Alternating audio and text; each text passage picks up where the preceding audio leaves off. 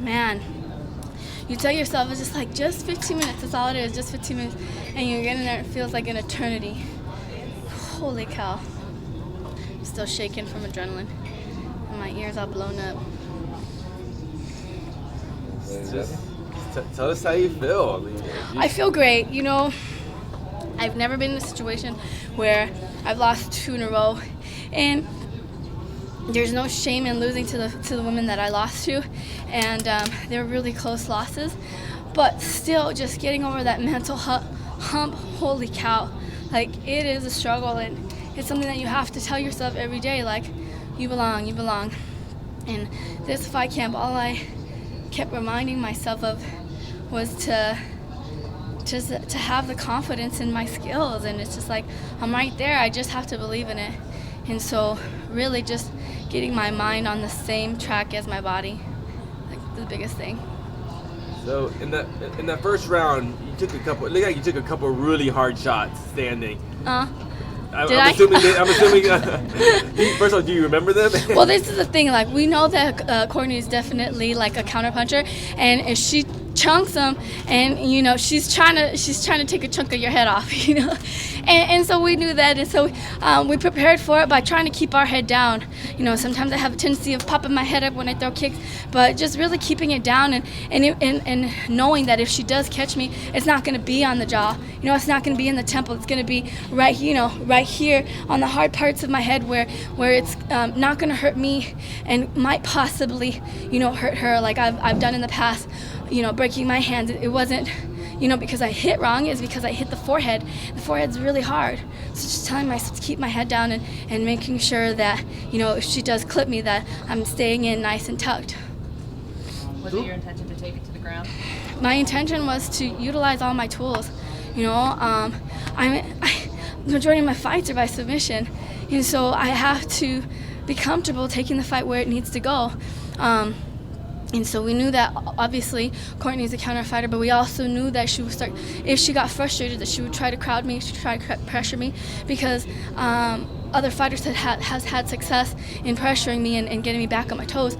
So it was really, again, making sure that I stayed low, and if she did close the distance, to, you know, drop in for a body lock and use my wrestling. It did look like that, maybe through some of the submission attempts, that she was trying to look like she tired herself out a little bit quicker. Did you notice that as well, and maybe use that to kind of push a little bit more?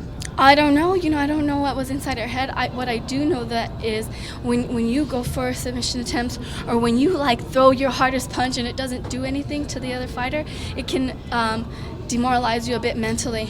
So maybe that's what was going through her mind. But she never stopped trying to attempt to submit me. And so, you know, hats off to Courtney. It was really a fun fight. I really enjoyed fighting her, and I love her spirit, her character, and just her sportsmanship is amazing. So this was fun, right? It was. And I kept having to tell myself, Michelle, like, you fight because you love to do it. You know, like, don't make this a chore. Don't make this something you have to do. Like, this is something you love to do. And I was talking to my husband about it, like, how cool is it going to be when, you know, I'm 70 years old and I'm talking to my grandchildren, telling them, you know, when I was your age, I used to beat people up for a living. They'll be like, yeah, right, Grandma. And I'm going to whip out the DVDs, and they're going to be like, what's a DVD? You know? But, I mean, it's just, it really is cool. Like, who else can say that, you know, that this is my life. You know, I get to be a martial artist and compete in front of millions of people and learn and grow from it, you know. You spoke a lot about adapting out there. You know, did you have to adapt to a crowd that was maybe a little bit more for Courtney? Did you use it for motivation at all? I didn't pay attention to that.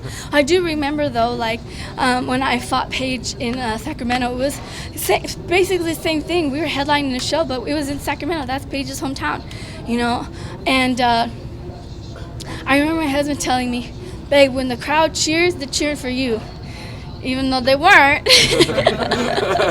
That's what I told myself, you know. So I just chose to take in what I needed to take in, and just did my thing. Visually, there seemed to be a significant size difference between both of you. Did Casey feel stronger or bigger than you? I told myself at the beginning of fight camp that the size wasn't going to make a difference. You know, at the end of the day, we both weigh in at 115 pounds. That's the only requirement. Whatever happens outside of that is, they're just, you know, we're all built differently. Just because she's taller doesn't mean that's an advantage to her. I have lower hips, I got big legs, and obviously it helped me with the takedowns tonight, so who had the advantage, you know? It really is up to you how you decide to take other people's strengths. And to me, I just told myself I spar with bigger size, taller girls like Holly Holm, and then we have a big stable of amateur fighters who are taller and bigger, you know, fighting at 160 pounds. And I spar with them every day. I spar with, you know, John Dotson and Ray Borg, and even though they're not taller, they're fast and they're quick on their feet. And so I'm just really blessed to have teammates that push me every day inside the gym, so that when I come to fight on fight night, it's just another day in the gym. That arm bar at the end of the third that she got in there, Mm-hmm. how deep was it? Was it painful? Was there any thought of you? I mean, I know you're probably, where's that bell? But Yeah. How close was that? In my head, I knew that I had rounds 1 and rounds 2. I know that I was winning the third round. My concern was trying to control her upper half, her shoulders, and trying to, you know, pop off single ground and pound. But I didn't take into account her hips.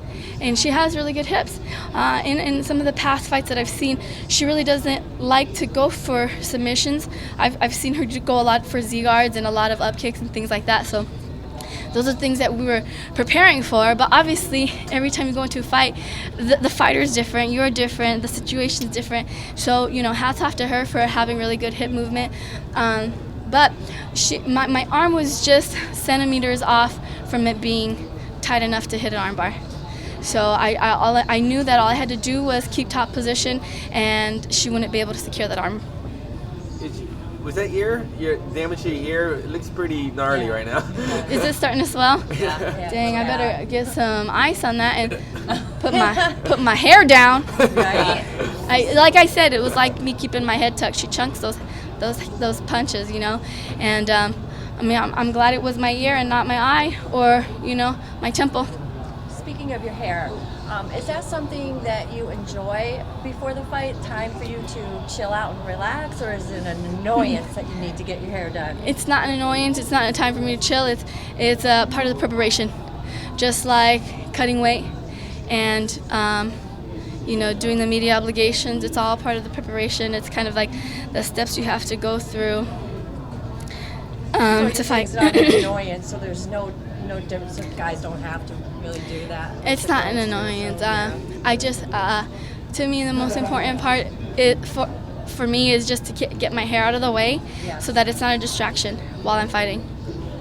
I think with you, with your popularity, I think you're immune to a lot of the things, but a lot of fighters with 2 losses coming in kind of feel that this next fight is do or die. Was there any do or die feelings about this fight?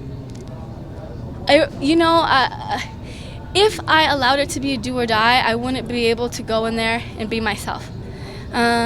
Because when you say do or die, that puts a lot of pressure on yourself. And it's unnecessary pressure.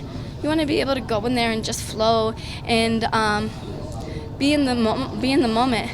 If you go into a fight thinking I have to, you do it for the wrong reasons. You know, you don't do it because you want to. It's like you know, at the end of the day, it's a competition. It's like, I want to win. You know, it's not because like you have to. You want to.